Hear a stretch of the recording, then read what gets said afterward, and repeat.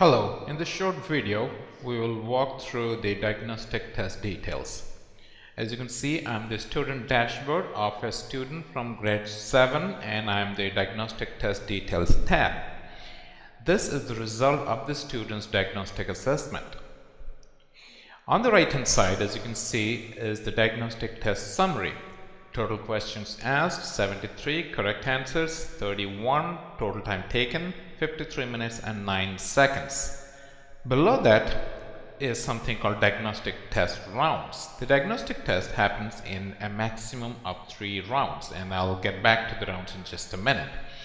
But in each round there are the number of questions asked and the correct answers and the time taken as mentioned here. On the left hand side we have the test results topic wise, and in each topic, if you open it, you will see the number of questions asked in each grade level. Now what does that mean? As you can see, in fractions the student has been asked questions from 4, 5 plus and 6. A plus sign indicates that we are asking questions from the second half of that year. That means 5 plus means questions from the second half of 5th grade. This student was actually asked questions from grade 6 in fractions because he is in grade 7. It is expected that he has completed grade 6 fractions. But he didn't do too well. He answered 0 out of 2 questions. So in round 2 we asked him questions in fractions from grade 5. He got 0 out of 8 correct. So in round 2 we asked him questions from grade 4 in fractions and he got 6 out of 11 correct. So we set his grade level in fraction at grade 4. What does that mean? That means when he starts working, he is going to start working from grade 4 level fraction questions, and he'll work his way through grade 4 questions and then grade 5 question and then grade 6 questions. That is the idea behind 3 rounds of the diagnostic test. In round 1 we ask questions from 12 months right before where he is now. A grade 7 student has completed grade 6, so we start asking him questions from grade 6. Based on which questions he gets correct and which questions he does not get correct, round 2 questions are created. So if he gets something correct, he is asked a question from a higher grade level. If he gets a question wrong, he is asked a question for the same topic from a lower grade level. And the same thing happens in round 3, at which point we set the grade level for the student for the topic. So that kind of explains what these 3 grades are, and you can see questions from all these different topics were asked, and these are his number of correct answers and his evaluated level.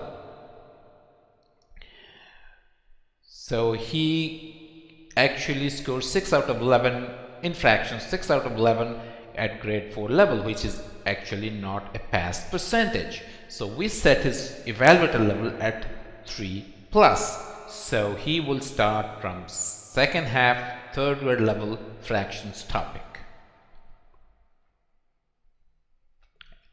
But on the other hand, if you go to perimeter and area, he got 6 grade questions correct. Then he got started on 7th grade questions. He got 1 out of 6 correct, which is not a pass percentage. So we set his evaluated level at 7th grade level. So he will start with 7th grade questions in perimeter and area. As you can see, we have created his evaluated level for all these different topics.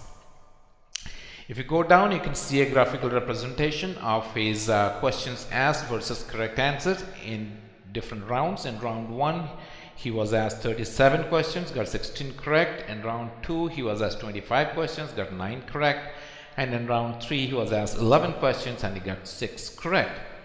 Below that is a topic wise distribution, and for instance in fractions he got 21 questions asked and he got 6 correct. In decimals 15 asked and 10 correct, and so on. Something to note here, the number of questions in each round could be different for different students even from the same grade, because the number of questions in round 2 and round 3 depend on how the student does in round 1.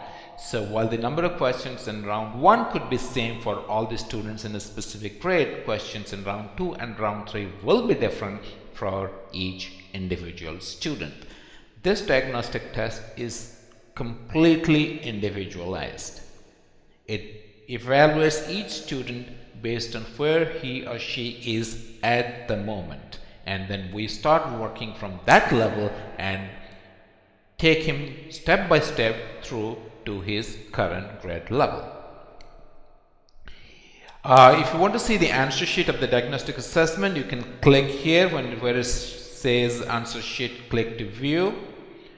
It will take a couple of minutes to load. It's doing a lot of work in the background. And once the diagnostic assessment is complete, the student can click here, start session, and start his session where he will be thrown questions based on his lesson plan.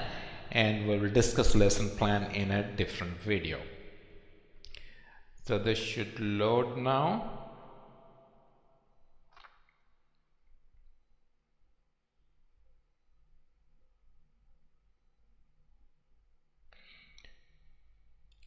There are a couple of other tabs on this: integrated test and session progress, which we will also be discussing in a future video.